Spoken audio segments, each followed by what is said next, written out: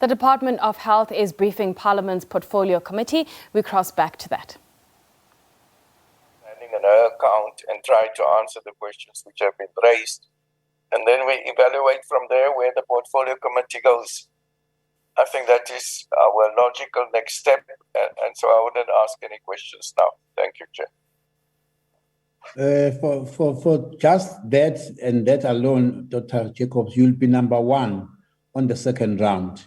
Can the members then indicate again afresh in our chat group those who would like to ask questions once all the presentations have been done? Let me now give this opportunity to our minister who will answer and then exit as she had requested at the time that she's pressurized to exit. Thank you. Thank you very much, Chair. Let me first, I think, one that would assist many in terms of the question. From SIU, the indication from SIU publicly as well, they have been able to say to us the investigation should be done by the end of June, and they would be able to release the report. I think that's the first thing. Secondly, and that's one that we are looking at having the entire report coming through. The other issue, let me start with the Honorable Imam Sheikh. Honorable Member, there are several officials that are involved, as I said. Can the minister switch on her video? Not switch on my video. Okay, all right, okay. Pardon me, Chair. Let's go ahead, thanks, okay. Yes. Chairperson, the first issue around the officials who were involved, the first thing is that there are several officials that we can say, not one person. We are not able to publicly say their name because they are not, it's still also allegations. They have not been given an opportunity to indicate based on the process as DG has outlined. As you know, Labour Relations Act is very clear on the process. Otherwise, should we miss any step and compromise any step, it would be a matter that even when you go to a DC, it can be completely thrown out because you have compromised the process. So what has been said, as we are saying, is that SIU has requested us to halt in terms of any charges, as the DG has explained, until they have finalized their report, which is it's in few days to come, where they would be able to indicate they seem to have a sense that there would be additional charges that they need to for us to be comprehensive about. The concerns raised by Honorable Imam, the concerns raised by Honorable Imam in terms of the vaccine, in terms of the law enforcement across, I think we do continuously raise it in NCCC, continuously, even in my capacity as Minister of Tourism. This has always been one of the things that we raise. The issue of, I think the team will go into details in terms of the rate and the numbers in terms of the facts that are there. They should be able to respond. The DMEC as well will cover that. The second area around Sinovac and Sputnik, we have looked at the report. One is that there's been 2 applications. The first application, Sinovac, we think progress has been made. The team has been done quite extensive work. At SAPRA, I've received a report. Firstly, that the team that submitted, it was one company, I can say one person applying, one entity applying. They've submitted the report. They've been given feedback. They've fixed the issues that needed to be done. So we look like we're almost towards the end of the process. Where there's not much progress, it's with regards to Sputnik. You'd remember there are regulatory processes that must be met. All vaccines that are to operate in the country must meet those regulatory requirements. So that's the issue around that in terms of Sinovac and Sputnik, Honorable Imam Sheikh. I've not met Dr. Chetty.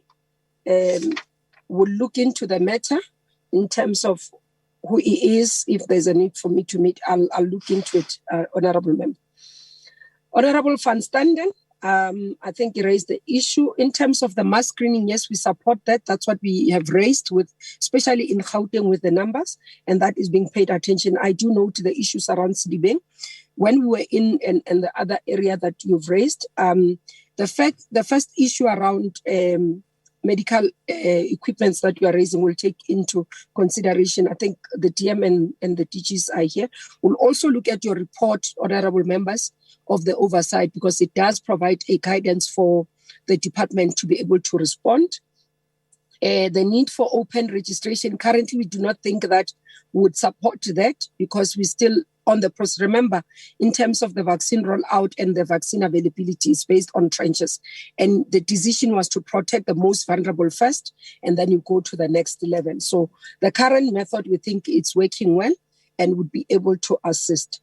Honorable Kwahube feels that the presentation is waste of time. I think that's within the honorable member's view.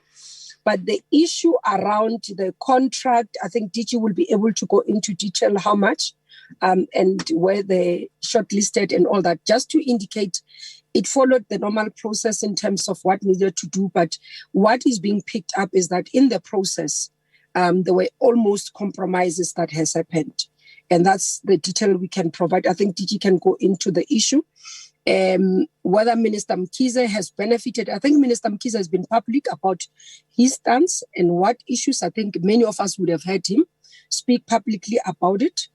But again, I want to emphasize, honorable members, what would help is to allow SIU, I think, as the most suitable entity that is investigating the matter, that is drilling down on detail, to do the investigation, come to the portfolio committee, because we're also waiting for that investigation to give us more detail on. So some of the detail, whether what money went where, how, we do not have it. And that's why we are relying on SIU to conclude that investigation so that they can give the president that report and we can deal with it. So that's the issue. Honorable Ismail asked who signed the Digital Vibe contract. In terms of that, it's within the administration. I think DG will be able to respond to that in terms of the process. So that's what I'm saying, colleagues. I do note the frustration from honorable members, but for us to be certain, to say this in actual, not even just assumption, not even in terms of saying perhaps, but in inconclusive matter, to say this would have happened, and this is the evidence that supports that. It's the investigating team in the SIU that is assisting us with those details. They've been collating information. They've contacted individuals that they need to talk to, requesting reports, requesting that to be able to link. And just to indicate, honorable members, SIU, for example, they're even able to go into the bank accounts. So if they ask you a question to say, have you received money? You say no. They're able to go into the account and check if what you are saying is correct. We do not have that capacity. So it will only be tangible, everything in terms of this investigation, based on the SIU report that would receive. And I want to continue to urge members of the portfolio committee to allow, it's not too long that it will take for this. They've been going public, they've been to parliament, you would have noted. They were in parliament, I think 2 weeks ago, accounting on other investigations that they've been doing. And I think they can be able to come to parliament on specifically this one.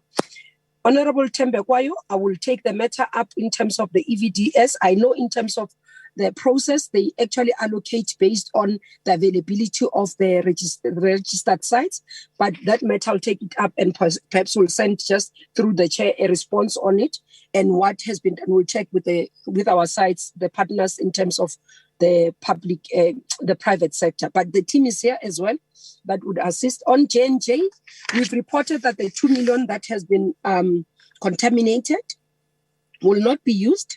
And through the president, you'd have heard that has been replaced. So J&J is back and it's part of our rollout in terms of the work.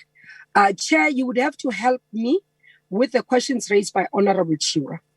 Honorable Chirwa talks about that the department has misled the committee, because once we say we give wrong information, it means we have misled the committee. We would have to have factually which date, which presentation, that we have misled Parliament so that we can respond adequately. I think that would be correct for us. Point of order, Chairperson. Secondly, Chair. Point of order, Chairperson.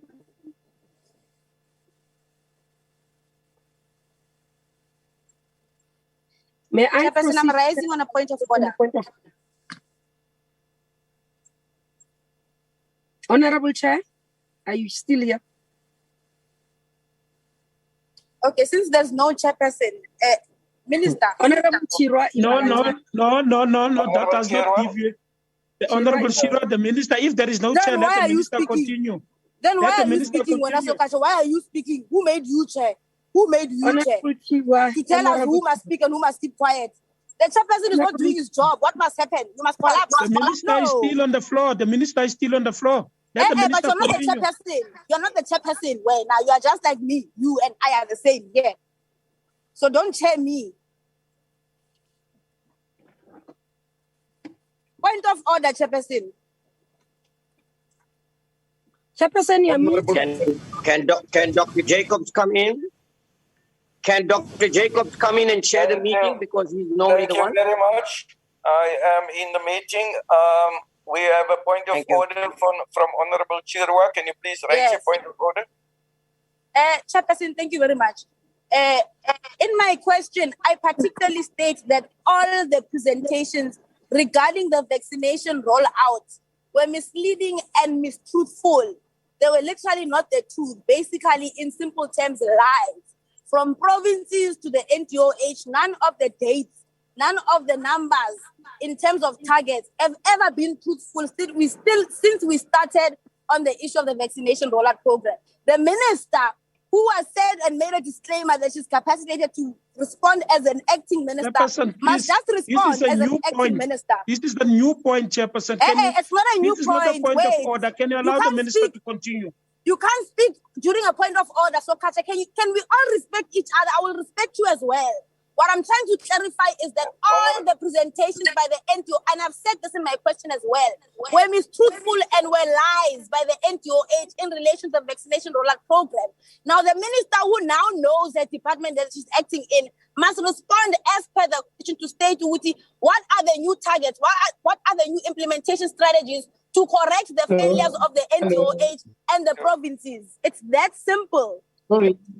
Sorry, thank you, Dr. Jacob, for coming in. I pressed the wrong button and you could see my video was still on, but I lost that button. Honorable Chirwa, you will still write those dates and time which report was misleading. The minister must continue making her presentation. You will still write it, we'll forward it to you. It can't be general that since they started working with us, every report has been misleading. You will write the date. Yes, in relation to the vaccination rollout, can I just be given? Can you just grasp what I'm saying first? You are not. Grasp I it have first, like understand first. I even gave examples. No, I gave examples. I said the vaccination of healthcare workers 5th of April. I spoke about the vaccination of the elderly people for the June 16 target. Wow. Honorable Chirwa, that report will come back to you. Let's give the minister to conclude. Continue, Honorable Minister. Thank you very much, Chair. I'm getting used to health portfolio, the Health Portfolio Committee. Chair, firstly, if a member, in terms of the rules of Parliament and the rules of having been a former Deputy Chief Whip, that what I'm requesting, because it's a serious matter to say a department has misled Parliament.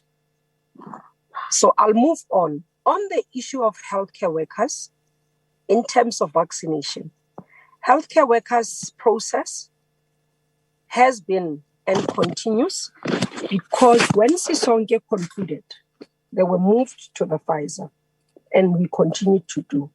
So, honorable members, it's not a matter that the department is not vaccinating healthcare workers.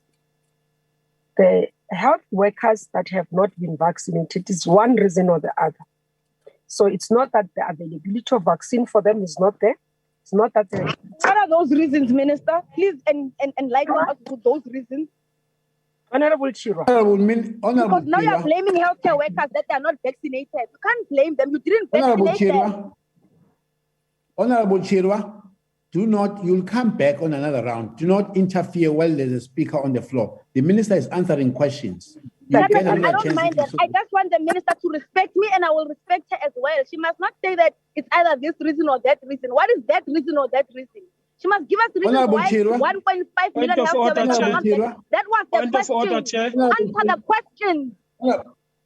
Point of order, Chair. You will come back if you... Okay, Honorable Sokacha, point of order. Chairperson, the point of order here. The point of order here, Chair, we are all adults here. And the minister have not interjected when the honorable member was speaking, and no member was interjecting here. Can we please have order in these meetings? And it's not the first time. Every time we've got meetings, Honorable Shira goes high and way and be like a headless chicken here.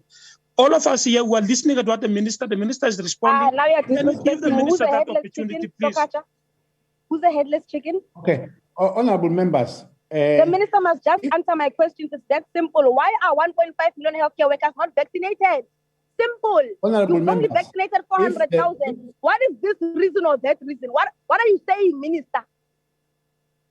Honorable members, if I have not recognized you to speak, you shall not. If members also feel that the questions that they've raised have not been successfully answered, there's another chance, there's a way of dealing with that. We don't interject when there's a speaker on the floor. None of us interjected when any of you were speaking, so you shall do so even when the minister speaks. Minister, continue.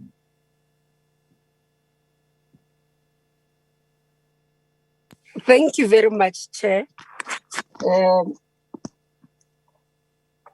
I'm learning, as I said, Portfolio Committee of Health, quite interesting. Thank you. I'll move to the issues around what Honorable Sokacha, I think I responded to it, investigation and timeframes. On a serious note, point of order. Chairperson, I think I now take a serious issue with the conduct of Honorable Chief. I must register it as an executive. Point of order, Chairperson. I really want to. And I Miss Machalamba. Miss Machalamba, take this member out. Take this member out that I've warned that she does not go like that. Take her out, completely out of this meeting. She will never speak again, ever, until this meeting is over. Honorable Chira, get her out of the meeting. If she could just answer the questions, it's that simple. Answer the questions. You can't skip my questions. You are failing to answer them. Just answer the questions. Take that member out of the system, Honorable Ms. Machalamba, completely. Continue, Honorable Minister. Thank you very much, Chair. I think the issue, I do note, as I say, I conclude, Chair, quite detailed. I would want the DG to come in responding to some of the factual issues on the contract. But I want to say, Chair, I want to put it as a recommendation, if I'm allowed as a member of Parliament, perhaps, to say, I think on the matter of digital vibe, it would assist if we were to get SIU to come through. They would assist the committee more intensively. They would assist the committee more better than us as the department. We are wary that we are not found to have contravened or in any way to have compromised the investigation. We are trying our best to comply with what Parliament requires of us, but equally, we are trying our best to ensure that those who are doing the investigation don't come tomorrow and say we were the inhibitors or we are found to have been obstructing justice. So if we can be assisted in that process as well, would really appreciate, because we do not want to be found to have obstructed justice. Thank you very much, Chair. If I can allow the DG to come. Yeah, I was going to maybe request, is the minister now exiting? If you allow me, Chair, my sincere apology. It's almost. Yeah. I was going to request honorable members that maybe before we field as we allow the minister to leave, before we filled the next round of questions, we take the last presentation that was an update on, I think that was me. Yeah, can we do Chairperson, that? there's 2 questions of mine. The minister did not respond to, Chairperson. Yes, which ones are those, Honorable Imam Sheikh? Chairperson, one is on the issue of whether any of the healthcare workers or anyone in the country that have already been vaccinated have either been reinfected or died. That was the first question. And the second one, whether SAPRA has responded in terms of the settlement order in court, where they are supposed to give regular updates on the issue of ivermectin in the country.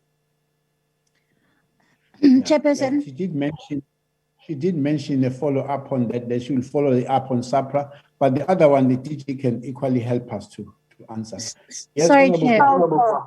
Sorry, I just thought perhaps as a suggestion to conclude this matter of the presentation around digital vibes, the minister did say that the DG would come in and make some clarity and provide some clarity on questions she couldn't answer. Could then the DG maybe come in before the next presentation?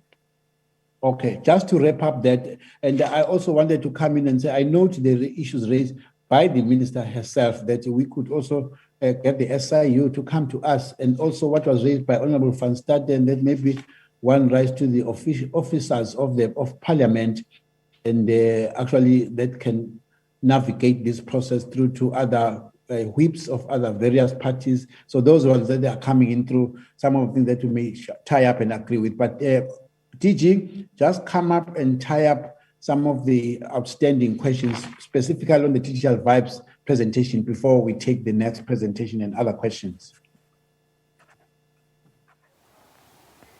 We're going to take a quick break and we'll have more news at the top of the hour.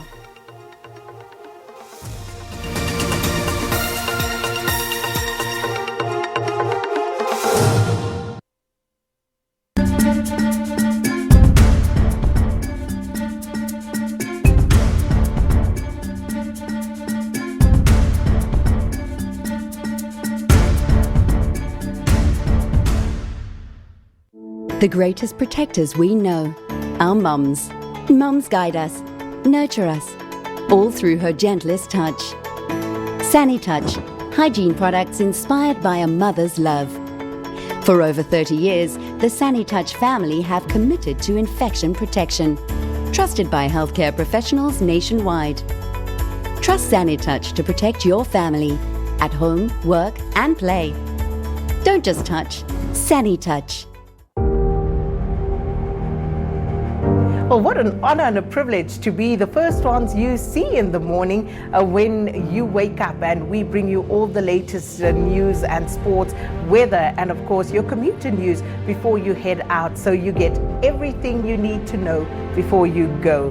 And of course it's an early start for us to make sure that we get all our ducks in a row before we put them out for you to see.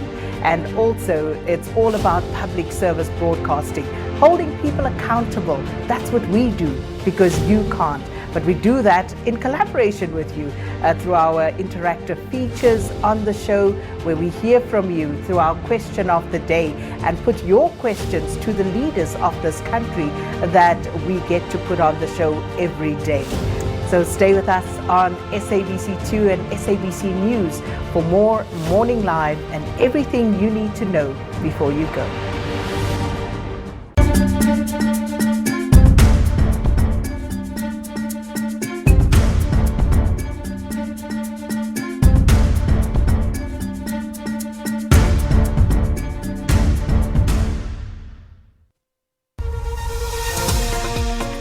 A strong focus on Africa, but with a reach all around the globe. For SABC News, I'm Coletta Wanjohi in Addis Ababa, Ethiopia. Sarah Kimani, SABC News in Nairobi, Kenya. SABC News' international desk, your go-to for the latest breaking stories from global capitals to rural hotspots, honing in on newsmakers and their multilateral implications. The biggest challenge Africa is facing is vaccine issue. Corruption is not only immoral, but is a serious crime. America is finally on the move again. From the inner workings of the United Nations, its peacekeeping missions, and the world economy. Progress in ending the health crisis could add almost $9 trillion to global GDP by 2025. A rapid, global and equitable vaccine rollout is the best stimulus plan we have for the strong and sustained economic recovery that we all need. To the global climate and health emergencies.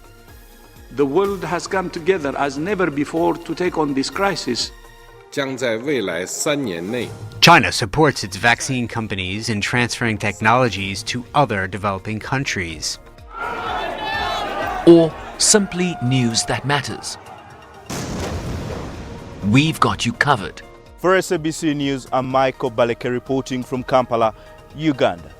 For SABC News, I'm Kate Fisher reporting from Washington. For SABC News, I'm Iris Fitzer reporting from San Francisco, California. For SABC News, I'm Sherman Bryce Pease at the United Nations in New York. The SABC News International Desk, independent and impartial.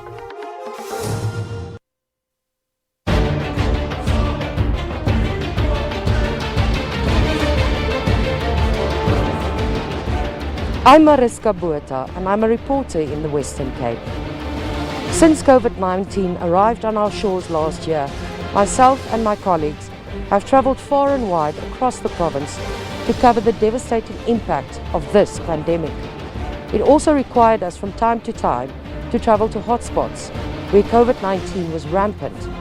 There is no telling by simply looking at someone to know whether or not they do have COVID-19. The science tells us if you wear a mask like I am now and you keep your distance from people of about 2 meters, the likelihood of contracting COVID-19 is diminished. We all also have loved ones at home, many of us elderly parents, that we have to protect from ourselves. And that is one of the main reasons why I wear my mask. I have also seen firsthand the absolute devastation of colleagues and friends that have lost loved ones to COVID-19. Until such time as the vaccination program takes full effect, and until such time that everyone is safe, no one is safe. Please wear your mask. Hashtag cover up.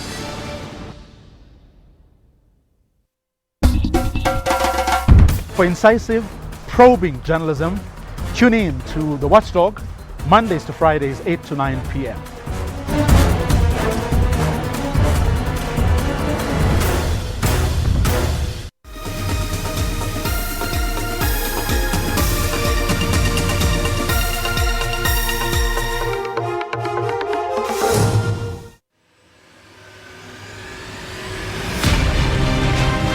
Tato Radebe was inspired by a character in a local soapy to want to study and design jewelry. He was so inspired that he not only studied it, but is also teaching the trade. Back in the day, we were watching Isidimo, and there was a guy by the name of Parsons Matabane. So when I saw, and that was when I was about to, I think, start high school, when I saw, okay, this guy's a jewelry designer, this sounds interesting.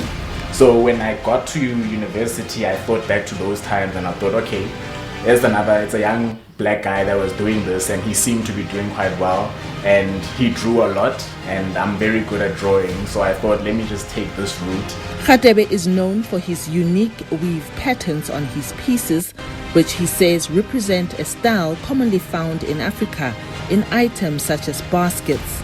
But his latest range is inspired by constellations. He says the pandemic has taught him about the importance of unity in times of crisis. Constellations are basically a pattern in the stars that form a pattern, right? So when things come together, when the stars come together in that certain way, the pattern is then formed from that. So I wanted to create a range where it kind of speaks to what is happening in the country right now, in the world with COVID. If people can stand together, and I represent that with the stones that I'm using and the way that they're arranged, one person by themselves doesn't look as impressive, but when we all come together as a pattern, if I can put it that way, you will create something that is beautiful and something that you'd want to basically admire. Radebe admits that barriers to entry into this industry are high, particularly in South Africa. He says South Africa needs to prioritize beneficiating its raw materials to promote local production and create much-needed jobs. It's very unfortunate that what we'll do is the mining will happen, and then we will sell the raw materials to China or in India, and then we will import them back into the country as finished product. Whereas there are people who are capable of making the stuff here, and beneficiation has to happen in this country, especially because one, the materials are here, two, you are creating jobs. But not even these obstacles will deter Radebe from making it in this industry and to continue teaching others. He encourages consumers to prioritize buying locally designed jewelry.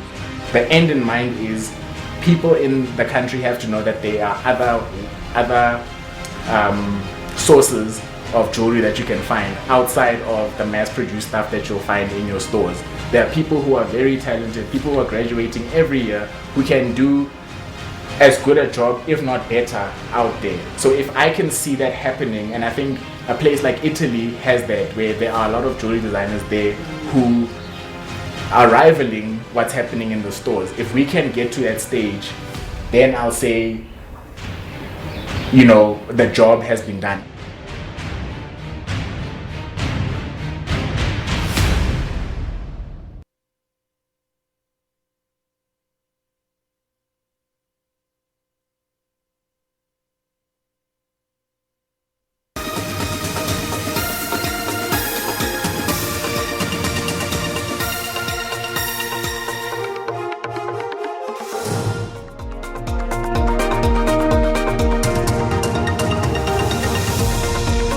Good afternoon. It's 1 p.m. Central African Time on day 448 of the lockdown in South Africa.